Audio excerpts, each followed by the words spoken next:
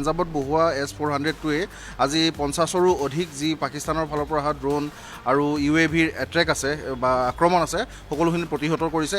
S-400 যদি আমাৰ হাতত নাথাকিলেহেঁতেন এইটো মুহূৰ্তত কিন্তু আমাৰ ইণ্ডিয়া বহুখিনি ক্ষয়ক্ষতি হ'লহেঁতেন। পাকিস্তানে যোৱাকালি আমি এটা নিউজ চাইছোঁ, তেওঁলোকৰ ফিউল ভৰাবলৈ পইচা নাই।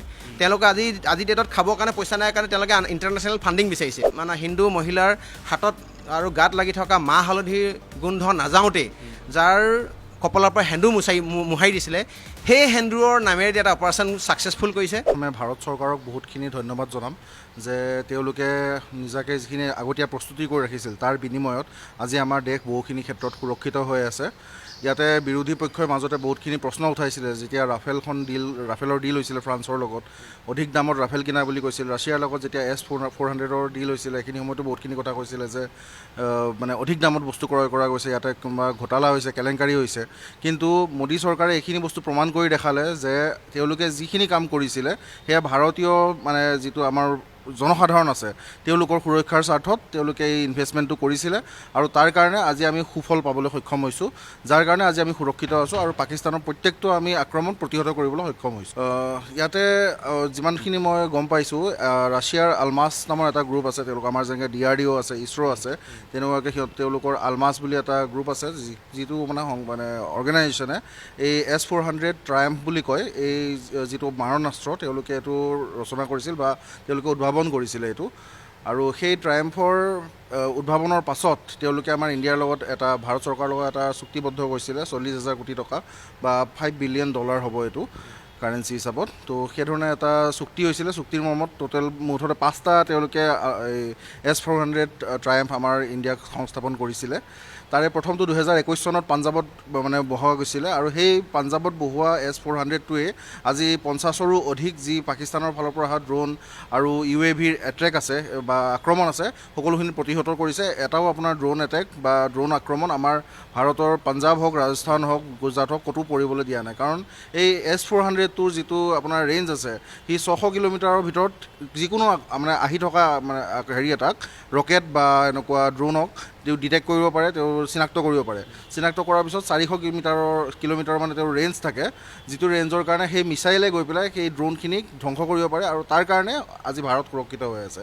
ইয়াৰ কাৰণে ৰাছিয়ান চৰকাৰকো বহুতখিনি ধন্যবাদ জনাব লাগিব যে তেওঁলোকে আমাৰ ভাৰত চৰকাৰৰ লগত এটা ভাল ডিল কৰি পেলাই আৰু শুনামতে ছাবচিডিও বহুতখিনি প্ৰভাইড কৰা গৈছিলে, যাৰ বিনিময়ত এই S-400 ট্ৰায়াম্ফখিনি আহি পেলাই আমাৰ ভাৰত চৰকাৰৰ হাতত পৰিছে আৰু সেইখিনিৰ দ্বাৰা আমাৰ ভাৰতখন আজি বহুতখিনি ক্ষেত্ৰত সুৰক্ষিত হৈ আছে।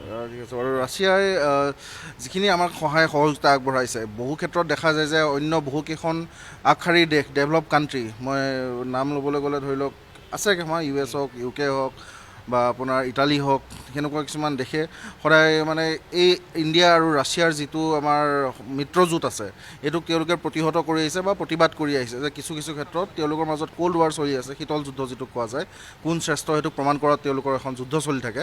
তাৰ কাৰণে তেওঁলোকে সদায় ভাৰত চৰকাৰক সদায় এইটো কৈ থাকে যে তোমালোকে কেতিয়াও ৰাছিয়াৰ লগত হাত নিমিলাবা।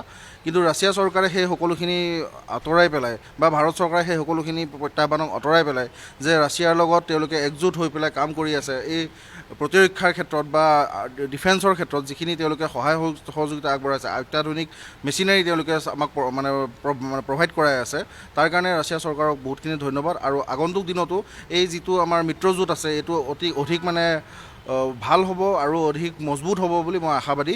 আৰু ইয়াৰ দ্বাৰা আমাৰ পুটিন চৰকাৰ, যিটো আমাৰ ৰাছিয়াৰ পুটিন চৰকাৰ আছে, তেওঁলোকক আমি বহুতখিনি শ্ৰদ্ধা জনাইছোঁ।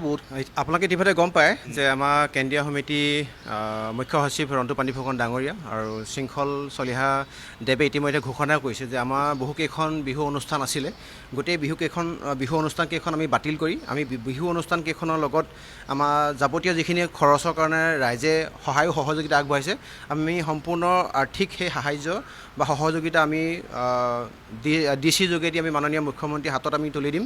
এই কথা ইতিমধ্যে আমাৰ আলোচনা হৈছে। গতিকে বিলাসিতা অসমৰ তৰফৰ পৰা আমি যিমান পাৰোঁ, আমাৰ অসমৰ তৰফৰ পৰা আমি যিমান পাৰোঁ আৰ্থিকভাৱে আমি সাহাৰ্য আৰু সহযোগিতা আগবঢ়োৱাৰ কাৰণে চেষ্টা কৰিম। নাই, আচৰিত কথা এটাই যে এই আপাহতে আমি ৰাছিয়া চৰকাৰক আমি ধন্যবাদ এটা কাৰণে জ্ঞাপন কৰিব লাগিব যে S-400 আপোনাক ইতিমধ্যে গম পায় যে S-400 বুলি কোৱা যিটো আপোনাৰ এণ্টি মিছাইল যিটো আপোনাৰ ডিফেন্স ছিষ্টেম, এই ডিফেন্স ছিষ্টেমটোৰ যোগেদি বৰ্তমান সময়ত এই যুদ্ধখনত ভাৰতক ইমান সুন্দৰকৈ সহায় কৰিছে, যিটো কাৰণতে আমি বৰ্তমান সময়ত যদি S-400 যদি নাথাকিলেহেঁতেন, ৰাছিয়াৰ সেই অৱদানটো যদি নাথাকিলেহেঁতেন 2018 চনত আপোনাৰ $5 বিলিয়ন দি পিনে যি আপোনাৰ ইতিমধ্যে চুক্তি হৈছিলে, S-400 যদি আমাৰ হাতত নাথাকিলেহেঁতেন এইটো মুহূৰ্তত কিন্তু আমাৰ ইণ্ডিয়াৰ বহুখিনি ক্ষয় ক্ষতি হ'লহেঁতেন। আপোনাক ইতিমধ্যে গম পায় S-400ৰ বিশেষ তাৎপৰ্য আৰু বৈশিষ্ট্য হ'ল এনেকুৱা ধৰণৰ যে 600 কিলোমিটাৰ ডিষ্টেঞ্চত তেওঁলোকে যিকোনো ধৰণৰ অবজেক্ট ট্ৰেক কৰিব পাৰে আৰু 400 কিলোমিটাৰ ডিষ্টেঞ্চৰ ভিতৰত তেওঁলোকে যিকোনো ধৰণৰ অবজেক্ট এটেক কৰিব পাৰে আৰু 600 কিলোমিটাৰ ডিষ্টেঞ্চত তেওঁলোকে 160 অবজেক্ট ট্ৰেক কৰিব পাৰে আৰু 400 কিলোমিটাৰৰ ভিতৰত তেওঁলোকে 72টা অবজেক্ট মানে এটেক কৰিব পাৰে। এই যে কণ্ট্ৰলিং আৰু ডিফেন্সিং এটেকিং যিটো ছিষ্টেম, এই ছিষ্টেমটোৰ কাৰণে আমি এইটো সময়ত আমি ৰাছিয়া চৰকাৰক আমি ধন্যবাদ জ্ঞাপন কৰিছোঁ। আলমাজ যিটো আপোনাৰ গ্ৰুপে ইতিমধ্যে এই বিষয়ত সহায় সহযোগিতা আগবঢ়াইছে, আমি ধন্যবাদ জ্ঞাপন কৰিছোঁ। আৰু এই S-400 যদি নাথাকিলেহেঁতেন বৰ্তমান সময়ত কিন্তু আমাৰ ভাৰতৰ যথেষ্ট ক্ষয় ক্ষতি হ'লহেঁতেন। আমি কেতিয়াও কোনো কাৰণত এনেকুৱা যুদ্ধৰ দাদমা নিবিচাৰোঁ, কাৰণ এনেকুৱা ধৰণৰ যুদ্ধ হ'লে প্ৰকৃতি বহুখিনি লোকচান হয়। কিন্তু এটা কথা আমি ইয়াৰ পৰা স্পষ্টভাৱে ক'ব লাগিব যে এনেকুৱা ধৰণৰ যুদ্ধ ক্ষেত্ৰতে হওক বা এনেকুৱা ধৰণৰ শক্তিৰ ক্ষেত্ৰতে হওক, কিন্তু বৰ্তমান সময়ত মাননীয় যিগৰাকী প্ৰধানমন্ত্ৰী নৰেন্দ্ৰ মোদী ডাঙৰীয়া, তেখেতে কিন্তু যিটো ডিচিশ্যন লৈছে, ইয়াত আমি হলক এটা কাৰণে ল'ব লাগিব যে আমি বহুত প্ৰধানমন্ত্ৰী লগ পাইছোঁ, কিন্তু ইমপ্ৰেছিভ মানে প্ৰাইম মিনিষ্টাৰ লগ পাইছোঁ, মানে ডিচিচিভ প্ৰাইম মিনিষ্টাৰ খুব কম লগ পাইছোঁ।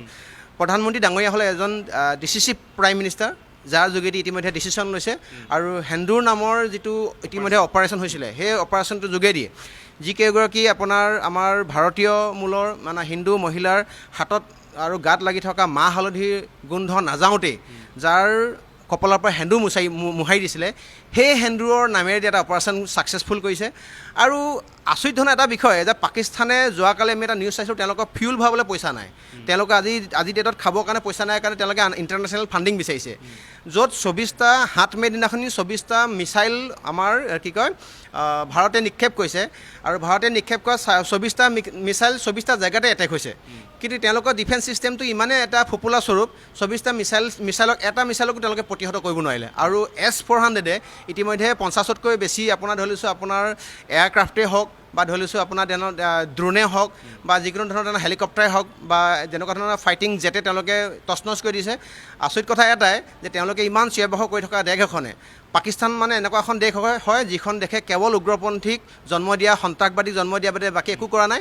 আমি এখন দেশক ধিক্কাৰ দিছোঁ। আৰু এইটো সময়ত ইণ্টাৰনেশ্যনেল যিটো আণ্ডাৰষ্টেণ্ডিং, ভাৰতৰ লগত যেতিয়া আন্তঃৰাষ্ট্ৰীয় বুজাপৰাৰ যোগেদি বিভিন্ন দেশে শক্তিশালী দেশসমূহে ভাৰতক এক চাথ দিছে, ইয়াত আমি সঁচাকৈ কেন্দ্ৰীয় চৰকাৰক আমি ধন্যবাদ জ্ঞাপন কৰিব লাগিব। আৰু কেন্দ্ৰীয় চৰকাৰ তথা গৃহ মন্ত্ৰণালয় বা ডিফেন্সিং ছিষ্টেম অফ ইণ্ডিয়াক আমি ধন্যবাদ জ্ঞাপন কৰিব লাগিব। আৰু অজিত দোভাল ডাঙৰীয়াক এবাৰ ধন্যবাদ জ্ঞাপন কৰিব বিচাৰিছোঁ, কাৰণ অজিত দোভাল ডাঙৰীয়াৰ যোগেদিয়ে এই বিষয়টোৰ বিশেষভাৱে আগবাঢ়ি নাই। এটা কথা জানে, বাকী আপুনি যদি উন্নত বাকী দেশবিলাকত যদি চাই, আপুনি ডেভেলপ যিবিলাক কাণ্ট্ৰি হয়, তাত আপোনাৰ ইভেন আপুনি ৰাছিয়াতে হওক বা চাইনাতে হওক, বেলেগ বেলেগ কাণ্ট্ৰিবিলাকত তাৰ যিবিলাক নাগৰিক হয় তেওঁলোকক ইতিমধ্যে ইয়াৰ ক্ষেত্ৰত মানে 2 বছৰ বা 4 বছৰীয়া ট্ৰেইনিং দিয়ে। মই বিচাৰোঁ কেৱল অসম বুলিয়ে নহয়, ভাৰতৰ বিভিন্ন ষ্টেটবিলাকত থকা প্ৰত্যেকজন আপোনাৰ ভাৰতৰ নাগৰিকক এনেকুৱা ডিফেন্স ছিষ্টেমৰ 2 বছৰ বা 4 বছৰ ট্ৰেইনিং থাকিব লাগে। আৰু যিকোনো ধৰণৰ যাতে এনেকুৱা সমস্যা যাতে প্ৰত্যেকজন নাগৰিকে দেশ মাতৃৰ কাৰণে যাতে সেৱা আগবঢ়াব পাৰে। এইটো ভাল লাগিবলগীয়া বিষয়। আমি আৰু এই আপাহতে যি আমাৰ ভাৰতীয় সেনা ইতিমধ্যে ইহলীলা সম্বৰণ কৰিছে, শ্বহীদ হৈছে, তেওঁলোকক আমি আত্মা সদগতিৰ কাৰণে ভগৱন্ত শ্ৰীচৰণৰ প্ৰাৰ্থনা জনাইছোঁ। আৰু অফিচিয়েলি যিসকল আমাৰ ভাৰতীয় মূলৰ যিসকল আপোনাৰ নাগৰিক ইতিমধ্যে তেওঁলোকে চকু মুদিছে, তেওঁলোকক আমি আত্মা সদগতিৰ কাৰণে ভগৱন্ত শ্ৰীচৰণৰ কামনা জনাইছোঁ। এটা কথাই স্পষ্ট হয় যে এতিয়া চেণ্ট্ৰেল গভৰ্ণমেণ্টে যিটো ষ্টেণ্ড লৈছে, যদি ইচ্ছা কৰে ভাৰত চৰকাৰে পাকিস্তানক একদম মাটিৰ লগত ধূলিৰ লগত একচাট কৰি দিব পাৰিব। কিন্তু ইতিমধ্যে আপোনাক গম পায় চৌদি আৰবে হওক বা বেলেগ বেলেগ কাণ্ট্ৰি সচিববিলাকে আহি পিনে ইতিমধ্যে আমাৰ ডিফেন্স মিনিষ্টাৰৰ লগত আলোচনাত বহিছে। কিন্তু আমি এইটো বিচাৰিছোঁ যে কিবা কাৰণত যদি তেওঁলোকে যদি আক্ৰমণ কৰে, আকৌ ইয়াৰ প্ৰত্যাক্ৰমণ এনেকুৱাকৈ দিব লাগে যাতে সন্ত্ৰাসবাদ জন্ম দিয়া পাকিস্তানে যাতে যুগান্তৰ কাৰণে যাতে শিক্ষা পায়।